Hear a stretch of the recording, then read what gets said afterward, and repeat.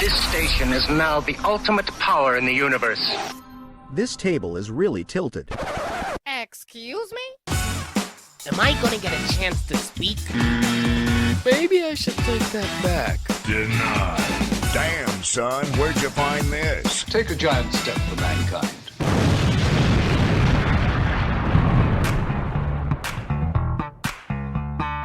Welcome to the Tilted Table with your hosts, Sean and Joe.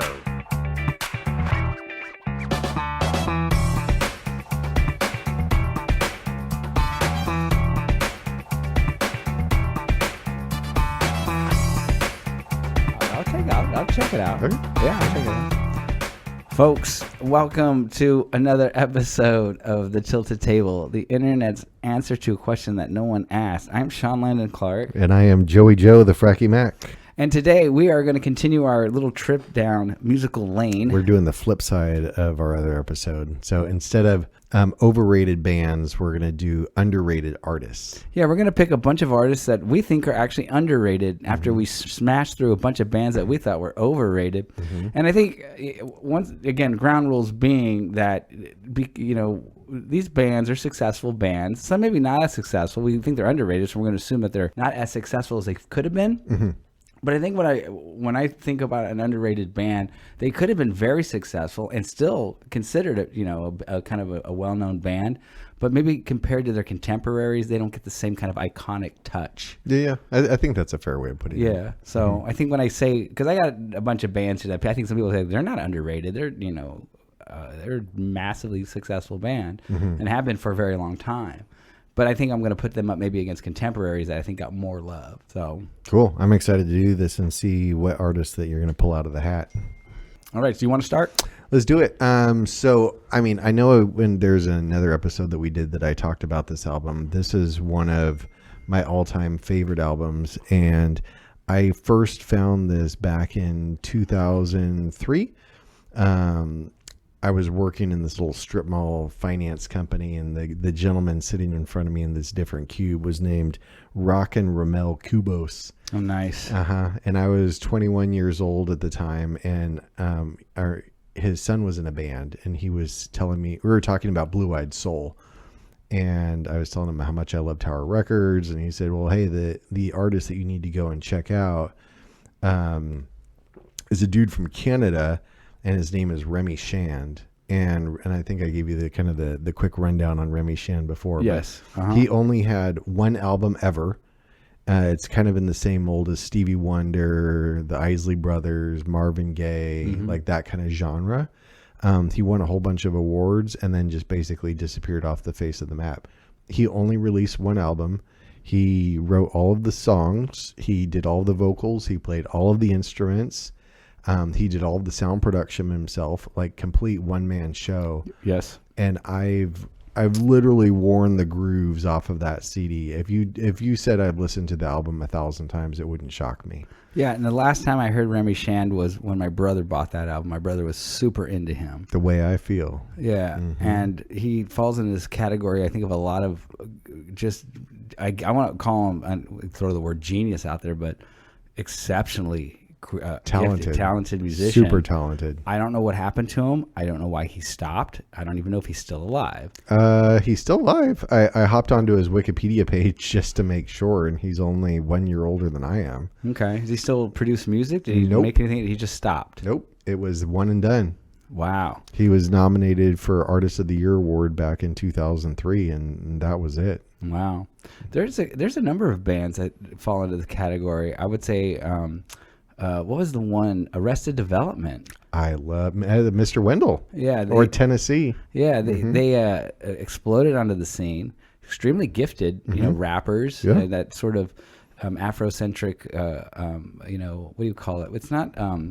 It's more like spoken word. Well, it's rap, but there was a term for that style of rap, conscious rap. That's what it was called. So you got your De La Souls, your Tribe Called Quest. Yep. And they were out before Tribe. I still have Arrested Development on cassette. Yeah, and it won like just a shit ton of awards. Yeah, it was fantastic. And then after that, they did an album that didn't do that well, and they just completely disappeared. And they're not even really talked about when they do. I just saw, it was probably about 6 months ago, I saw a documentary. I think it might have been Netflix about it was a series, of episodes about the history of hip hop. And when they got to the conscious rap and that Afrocentric rap, they were mentioned once in passing. And at one point, they were considered the front runners, the leaders of that movement, and just gone. And I don't think they get a lot of respect. I don't think people look back on them and say, "Oh yeah, I mean, they were just amazing and they're iconic." They just weren't. They just kind of just forgotten about. It kind of just disappeared. In order to know Arrested Development, I think you had to live and be a fan of just music in general during that time. Because even now, like I'm so excited that you brought them up, because that's not an album, or not just an album. That's not an artist that anybody ever talks about. So, yeah. Literally, right when you said Arrested Development, and like mentally, I did a walk down memory lane. Yeah, that's a classic album. I can't remember the name of the album, but I think I'm sitting here talking about how iconic they are. I can't remember the name of the album that had Tennessee on it. It had like a long name on it. But there's another artist, I think. People Every Day. People. Is that the name of the album? Oh, okay.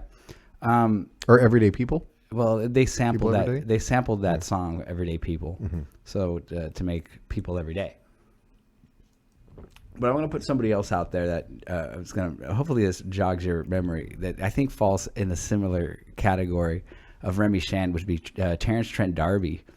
Who? Terrence Trent D'Arby, man. I never heard of this person. Sign your name across my heart.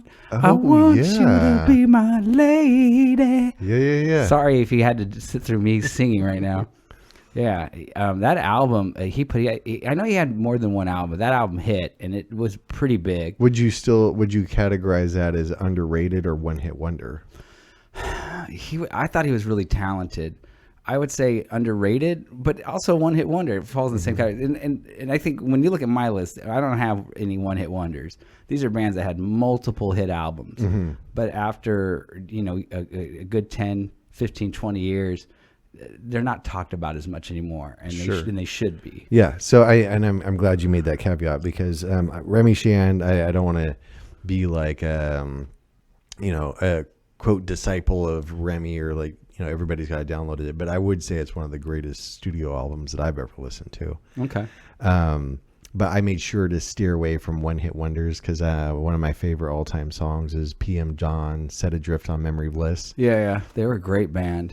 Yeah. But I was like, okay, as I was doing my notes, I'm like, I got to stay away from the one hit wonders, because kind of like Soft Cell and Tainted Love. I love that song. Yeah. And again, one hit wonder. One hit wonder. Yeah. So I'm going to throw one out that absolutely iconic rap band. But one of their members passed away, and once that happened, they stopped doing music. And I would say in the last 10 years, I hear less and less about them, is the Beastie Boys. It's funny. I almost had that on my list. I almost had those one of your guys. honorable mentions? Yeah, because I was thinking like underrated, like License to Ill. Yeah, right? Paul's Boutique, Check Your Head. When the Beastie Boys came out, you got three white guys from New York, all of them Jewish, and they just absolutely explode. They did rap, very East Coast hip hop style. They weren't trying to be gangsters, anything like that. They weren't trying to be black, or they were never even perceived to be that way, and accepted in the hip hop community. And this is late 80s, so they were at the forefront of that rap explosion. And then they did Paul's Boutique, which critically acclaimed album, and they did Check Your Head, where now they were doing a little more like punk music. They were mixing in a bunch of stuff with the rap. I mean, everything they did was groundbreaking, and they were during their time, they were always given that kind of credit as being just an iconic band. It was new and fresh sound. No one ever heard something like that before. Even the studio engineering, because Rick Rubin helped him on a couple albums. Yeah, no, that was fantastic. That's a great choice. Yeah, and one of the rappers passed away, MCA, who I thought was the best guy in the band, and they just stopped. They weren't going to continue on without the original members. And MCA died probably 2010-ish, maybe. That sounds about right. Yeah, and so you flash forward 14 years, and when people talk about hip hop, I rarely hear their names being brought up. Yeah, I was gonna say Intergalactic is still on my workout playlist. I love that song. Yeah, so I think that over time, they've lost. Just people even talking about them or mentioning them in conversations about hip hop. A truly iconic band that I think is highly underrated. Mm-hmm. In fact, I'm glad you brought them up because I'll do that later this week. So this is kind of a good segue. I still have all of my original CDs. I mean, for the last 20 something years, and I have a special shelf where they're all displayed. And I actually skipped over all of Beastie Boys albums as I was putting together my notes for today's episode. And as I fingered past Beastie Boys, I pulled out an album like, oh man, I have such great memories to this. And one of our cars it's 20 something years old. It doesn't have XM radio or Bluetooth or any of that. You either listen to FM radio or you listen to the CD player. Sure. So I pulled out this album and I'm like, man, this has got to go on my underrated list because he was on a run back in the early 2000s, like 1999, 2002-ish. Mm-hmm. Enrique Iglesias. Oh, Enrique. Yes. I mean, it's one of those, those two albums, there was two. There was the self-titled Enrique album in 99, and then in 2001 there was the album 7. Okay. And it's not, like during that period people were just pumping out music and there's like a single here and a single there, but I just re-listened to both of those albums and I'm like, there's bangers across the map on here. Yeah. And it was funny, I came cruising down the street with my windows down, like blaring Enrique, and Cookie was walking around and she's like, is that what I think it is? It's like, it's held up, man. 20 years later. He didn't get his due. And, I kind of wish he was still around because he was very talented. So my exposure to Enrique is not as solid as yours. Didn't he sing a lot in Spanish? Mm-hmm. Yep. Yeah, I mean, that's going to kill him. This is an American market. English-speaking singers are going to dominate. Mm-hmm. And unfortunately, someone like Enrique, who had massive hits when he sang in English. Oh, well, I didn't realize until I was doing my homework for this episode that he released an album in 2024, and it's entitled Final. Fine. Oh, well, there you go. Well, I mean, obviously from his father, who was legendary, and I think it's still, a legendary singer. Yeah, Enrique. Yeah, when he busted onto the scene, I mean, critically acclaimed albums across the board, and not just in the vocals and like. I thought the lyrics were really clever, but like just the sound engineering, I thought it was solid across the board. Yeah, I mean, he was putting in this sort of. Old, not to say old style, but the style of music that he does, he made it fresh and made it new, and it's too bad. I think he's grossly underrated. That's and it's held up. It's held up well. Oh yeah. If you put that out on the radio like XM or whatever today, I think it would still be just banging with lots of requests. Mm-hmm. All right, cool. You feel free to go ahead and make it one of your ringtones. Do people still do that? I do. Yeah, shoot, you got your own ringtone on my phone. What is it? Yours, I want to say, is Back in Black. Okay, that's cool. I'll take that. Mm-hmm. I'll take AC/DC's Back in Black any day. All right, I'm going to throw one out that a lot of people are going to say they're not underrated. I think they are, and I'll explain why. I'm going to go with Alice in Chains. I think I agree with that. Grossly underrated. And here's why. For a band that had massive success, and I think their last album was around 2019. It was called Rainier Fog. Great album. They've never released a bad album. So this is why I think Alice in Chains is highly underrated. So they come out with the big four: the Seattle Explosion, the grunge movement. You had Nirvana, Pearl Jam, Soundgarden, and Alice in Chains. And out of all of those bands, it seemed Alice in Chains was always kind of put on the back burner. Kurt Cobain was this tortured soul, amazing songwriter, amazing singer. However, I'm going to argue that Lane Staley was not only a better singer, he was more tortured. Agreed. I think they wrote better songs than Nirvana. They were way more talented as musicians. Now, I will say that my bias is I come from more of a hard rock, heavy metal background. So when the grunge came out, Alice in Chains was way closer to that sound than Pearl Jam was, or Nirvana, or Soundgarden. But when Kurt Cobain died, it was this massive, just a huge story, you know, the death of a legend, an icon. And okay, I get it. You know, it Smells Like Teen Spirit. I mean, he is iconic. Then years later, Lane Staley dies, and it's a blip on the radar. Not even a blip. It was kind of like a headline on page 7. Yeah. And then, okay, well, it was also, I think he died like either in 99, no, like 2002, 2003.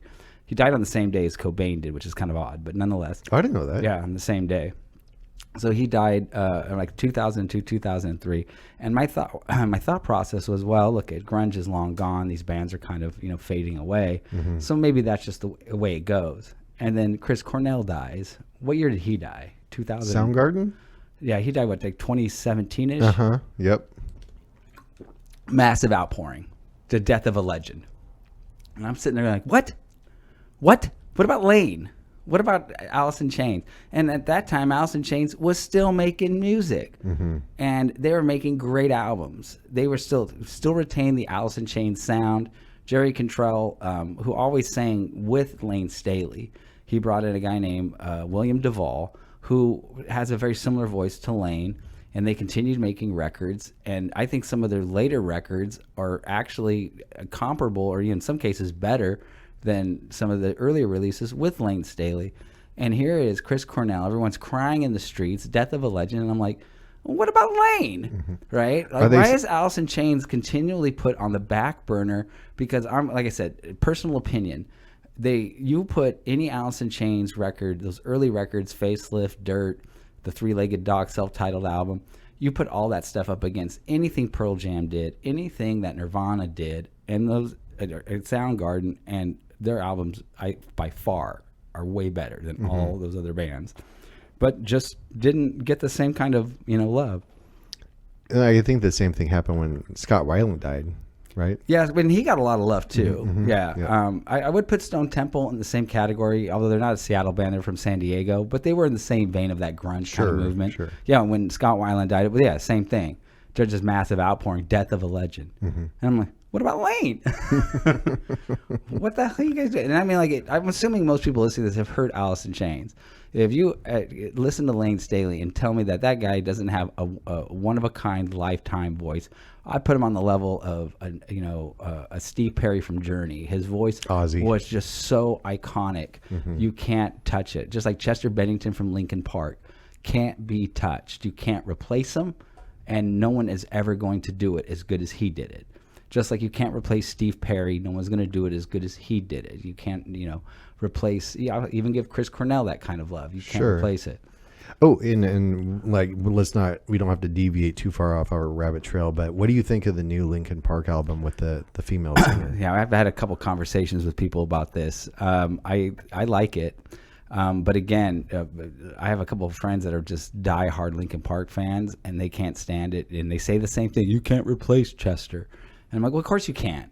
You can't replace Lane. You can't replace Kurt Cobain. You can't replace a Steve Perry. You can't replace Cornell. We can do this all day long. Sure.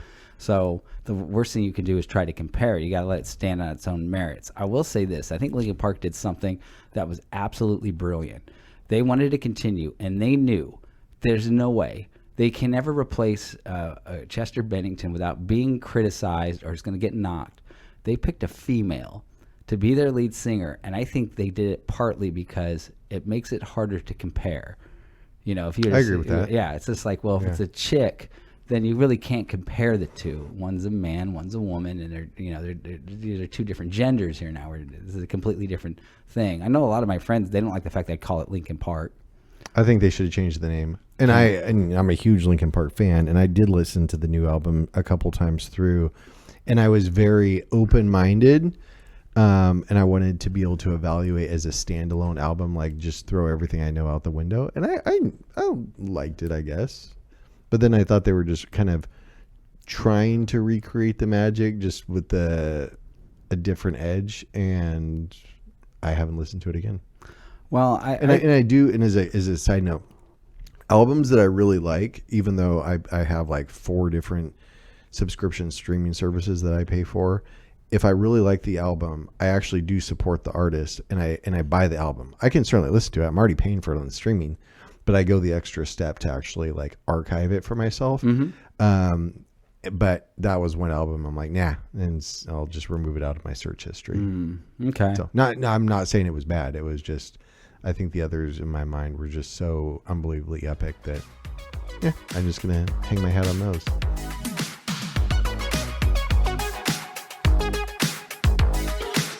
Ladies and gentlemen, may I have your attention, please? Leave a like on the video. I know you're enjoying this.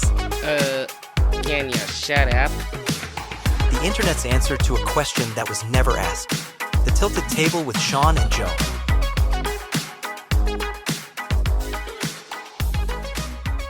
Yeah. Okay, so I know your history is more in like rock and roll, heavy metal, which I do love all that music. I started listening to rap and hip hop back in 1984. Yeah. With the Fat Boys. Yeah, I was right there. And so I've always, and I'm not an expert on underground hip hop, but one of my favorites for a long time, at least the last 20 years. And I'm going to say underrated. It's a part A, part B of the group, because, it's the group split and then there's a solo artist.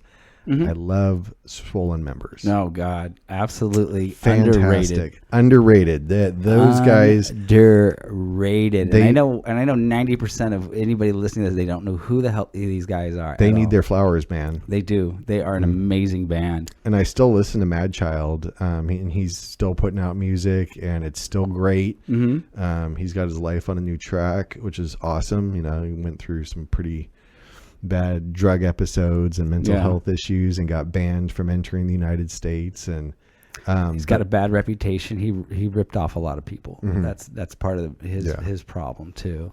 It wasn't just drugs. He burned a lot of people.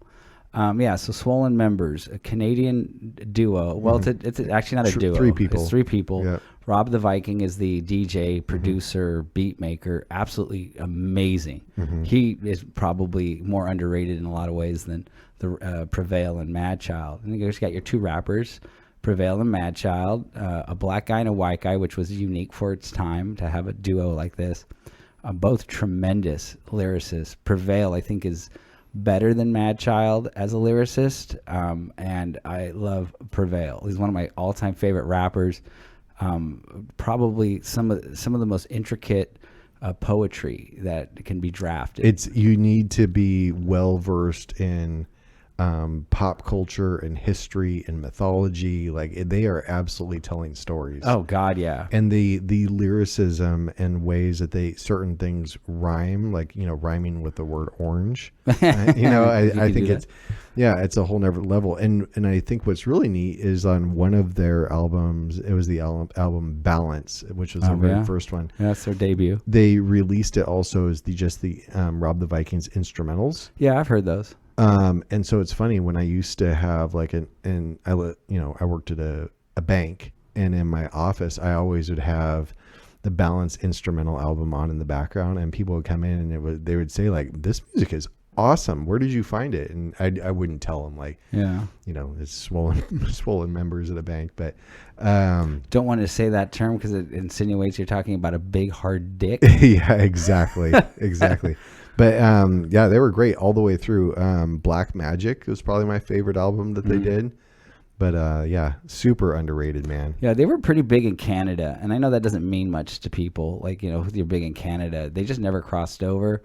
But they're also extremely underground. Their type of rap music is very heady, so it's not probably for the mainstream.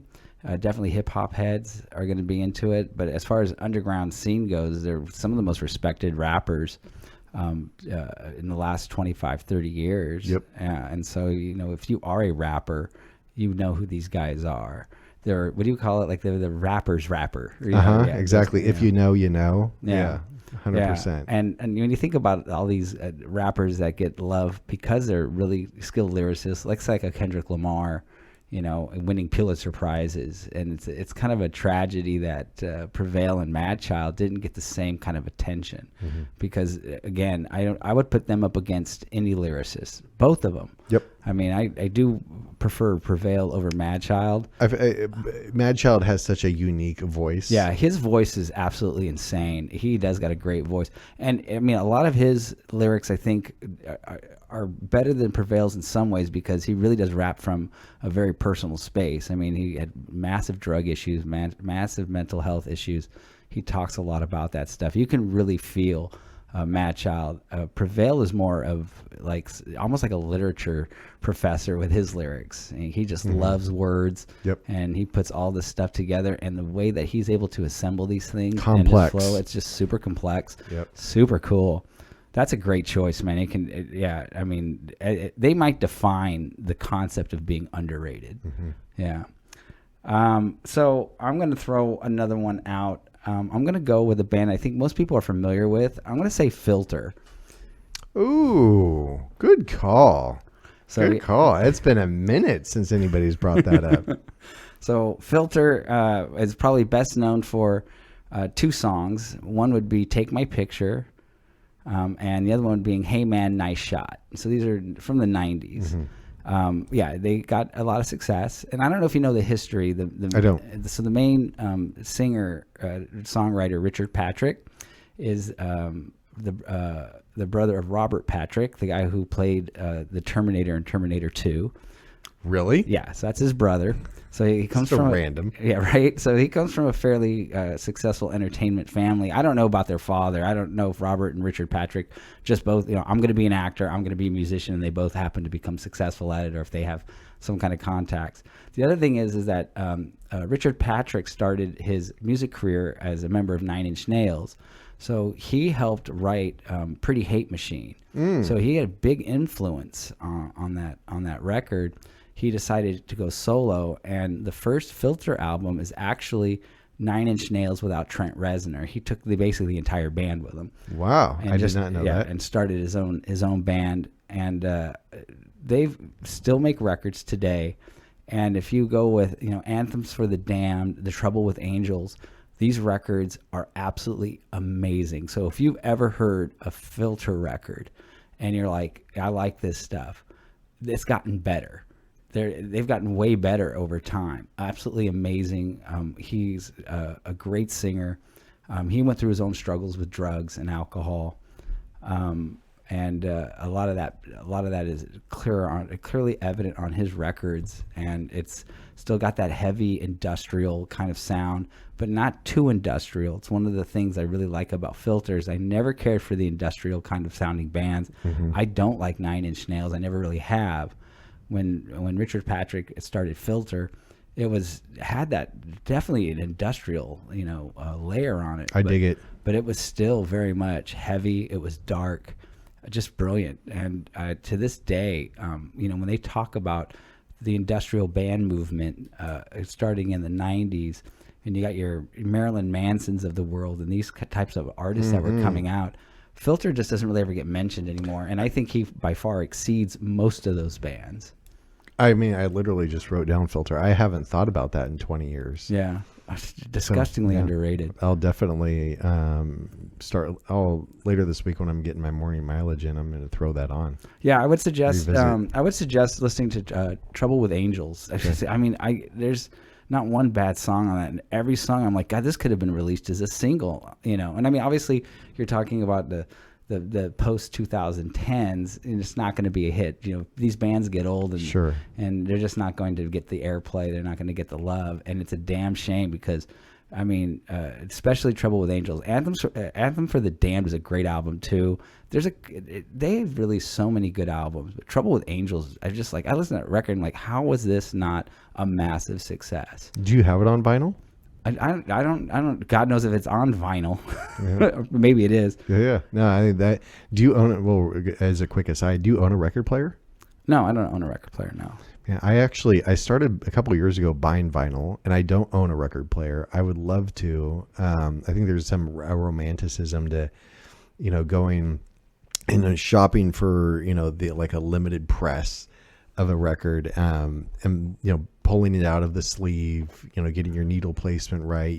If you're into music like that, you're probably an audiophile. Mm-hmm. You've got great equipment, and just something about like going through that whole quote romantic process and diving into the leather couch and just listening. I love that experience. Mm-hmm, mm-hmm. Yeah, no, that's awesome, man. I'm excited to go back and listen to Filter. Thank you for bringing that one up. Yeah, that's awesome, dude. Yeah. So going to, I don't know if I can. I'm going to put him in underrated. I don't think anybody even knows who he is. If you look him up on, so I guess unfortunately he falls under the category as an Instagram rapper. Okay. His name's Curtis Hoppy. Curtis with a K. He's a white dude in Idaho. I came across one of his songs. I mean, I guess the quickest side is, single mother, broken home, grew up in Las Vegas, had a really bad drug problem, but was very talented in terms of being able to write rhymes. And he has a really interesting voice. And he just started kind of like, there's another rapper that's like on YouTube, High Res, where you look at the person and you would never guess like this person's got skills to rhyme. Sure. Because of Curtis's background, and he went through kind of his spiritual awakening. And one of his tracks, I'm not the greatest on remembering lyrics, but this one really stuck with me. He was referring to reading the New Testament in the Bible, and one of the quotes was, "When those red letters hit my dead heart." Right? I was like, that is strong. Mm-hmm. That is strong. That one stuck with me. I would kind of compare him to almost a Post Malone background, but with like very clever rhymes. And so he kind of has this, I don't want to be mean and call it a shtick, but I don't know what else to call it. But he'll be an Uber driver, and then people will get in his car and he'll be like, hey, what do you do? Is this your regular gig? And he's like, actually I write rhymes, can I play something for you? And you like look him up on social media, and people, it just blows their mind. That what a great way to do guerrilla marketing. Become an Uber driver and force all your passengers to listen to your music. Yeah, and the fact that he's talented on Apple Music. Actually, I hit him up on Instagram because again, being a music person, like I want to say like game recognizes game, and I actually went through on Tidal. His entire discography, and yeah, it's all of them's bangers. So he's definitely an artist to check out. So I'm going to say underrated, but I don't think people know who he is. So I'm going to almost like give him props. There's underrated and then there's unknown. Yeah, I'm gonna just say shout out Curtis Hoppy. Cool. I've never heard of him, so I'll check him out. Yeah, for sure. All right, so I'm going to throw one at you. I don't know. I'm assuming you're going to recognize this band, but it wouldn't surprise me if you didn't. I'm going to go with the Melvins. I'm going to say I recognize the name. I couldn't name you any songs or albums. Well, there's a reason for that, I think. So the Melvins are a Seattle band. They are actually the first grunge band. So it's like Sonic Youth? They were before Sonic Youth, but definitely part of that movement. Okay. So I think they started in 81. And the main guy is Buzz Osborne, or King Buzzo, depending on the album. He calls himself both. And they launched in 81, just underground garage music. It's total punk grunge. It is Kurt Cobain's favorite band. David Grohl played drums for the Melvins prior to being in Nirvana. Okay. So they have this very tight history with a lot of those Seattle bands, but when Seattle exploded, they didn't. And despite the fact that all of those bands basically cited the Melvins for the reason why we do what we do is because of the Melvins. So when Kurt Cobain got fame, he did produce the Melvins. I don't know, probably at this point their 10th album. I mean, these guys must have like 50 albums. They still write and record regularly today. I'm looking this up right now. They play actually Strummers all the time. I think they're actually going to be at Strummers in a couple of weeks. Okay. So So describing the Melvins is kind of difficult. So if you've never heard the Melvins and you're interested, your first thing to do is listen to 2 albums, Houdini and Stoner Witch. These are the ones that Kurt Cobain was basically involved in, more of a mainstream major label release. You'll get more things that actually sound like regular songs. And this is why I don't think they ever really exploded into the mainstream. They're an extremely weird band. Sometimes they'll play something that's straightforward that will actually blow your mind. Okay. And the next thing they'll do a 30-minute long song where it's just drums, guitar, and bass, and it sounds like almost, I would describe it as garage jazz, right? Just going off of this noise, very kind of noise-oriented band. And so I know the reason they never really got mainstream is because they've never really written too many mainstream anything. It's like experimental. It's very experimental, but it's still extreme. I mean, Buzz Osborne's an amazing singer. Their bass I'd say bass players. I don't think they've ever kept a bass player longer than 2 albums. Okay. But the main guy is Dale Crover, the drummer, is absolutely phenomenal drummer. Buzz Osborne, phenomenal singer and songwriter. And if you like grunge, and you definitely have to check them out, because not only are they the roots of grunge, but they by far, like a lot of the songs, and again, they have, I don't know how many albums they have, but they drop albums constantly. I would say, if I had to guess, like I said earlier, like maybe 50. I mean, they constantly put out music. And again, you can buy a Melvins record, and you really don't know what you're going to get. But I'll tell you what you will get. It's something that sounds like the Melvins. Got it. Okay. That's the best way to describe it. Yeah. So I would say if anybody really wants to get a taste of what they were like, the first track I would check out is a song called Honey Bucket. If you listen to this song and are not blown away, I don't think you're alive. Okay. Also, if you listen to this song and the intro is got, I would call it a quasi-long intro. If you listen to that and you don't want to put your head through a wall, you're not alive. It is absolutely, and I can't even describe it. You have to listen to it. It's not like anything you've ever heard, but it's heavy. And it is in your face, and it sounds so powerful. And you're just like, what the fuck is this? And when it drops into the actual song, and Buzz kicks in with his lyrics, a lot of his lyrics he makes up. Like, he makes up words and puts words together that shouldn't even go together. It's pure grunge, garage art. And the best way to describe them, if you started out as a garage band and you did that for 35, 40 years and just perfected it, this is what the Melvins. This is the Melvins, right? That's what they sound like. Okay. So yeah, highly underrated, highly influential, and they do not get the credit that they deserve. Yeah, I didn't know any of that. I mean, like I say, I've heard them. I've seen like a name on a T-shirt. You know, it's again one of those if you know, you know type of things. Yeah. But I think so. Mine kind of it's definitely a lot different than that, and I'm kind of sad on this one. I'm going to say they're not. They are underrated. I wish that people listen to older music. I'm a huge fan. I spent, this is like 20 years or something. I spent an entire summer listening to all of these albums on repeat. And I don't know if you remember back in like the late 90s, early 2000s, you could buy albums that were like gold discs. Yeah. And it cost a little bit more, but allegedly like sound quality was improved and all that kind of stuff. Love Pink Floyd. I think my favorite album was Wish You Were Here. Are you claiming that they are underrated? Well, I'm saying no one ever talks about them. I'm gonna have to disagree with you on this one. I think that they are still considered a legendary band. Oh, I think they're 100%. They're a legendary. But I mean, I think they're still talked about that way. I mean, they're even played still on classic rock. There's a national show called Floydian Slip where every week they play a bunch of Pink Floyd and they discuss it. I think I'm disagreeing with that. I think that they're still highly recognized. People still know who they are, and I think even a lot of people who weren't even born when that band ended listen to them. I have kids in my class that listen to Pink Floyd. So I'm going to disagree with that. But you're going to say they're on par with the legend of Pink Floyd.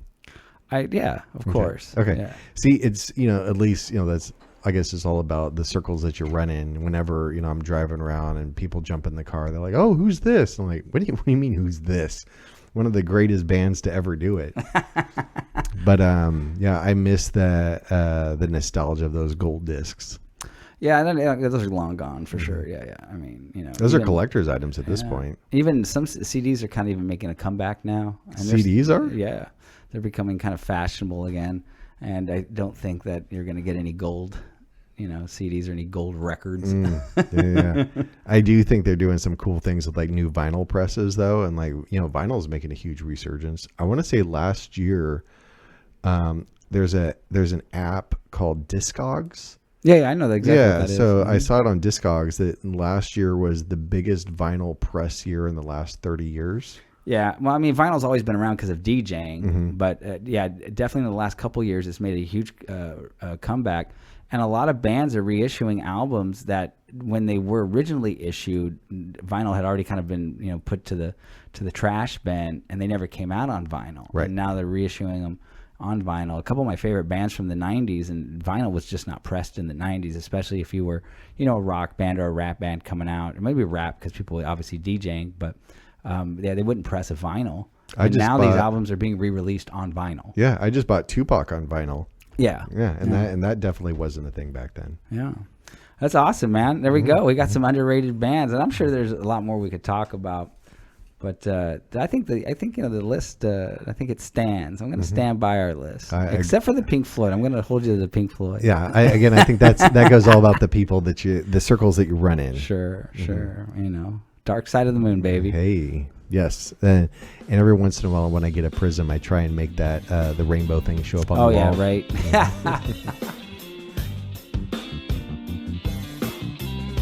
I have an important announcement for you, so stay tuned.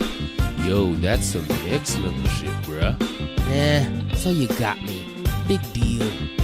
The internet's answer to a question no one asked. The Tilted Table with Sean and Joe. Folks, we want to thank you for joining us for another episode of The Tilted Table, the internet's answer to a question that no one asked. I am Sean Landon Clark. And I am Joey Joe, the Fracky Mac. And we're going to go pop in some gold discs. Absolutely, man. I think I've got a double set of Pink Floyd in gold. Right? And my suggestion to everybody, if you've never heard of the band, listen to them. You might find something new. Yep. And then you'll be comfortably numb.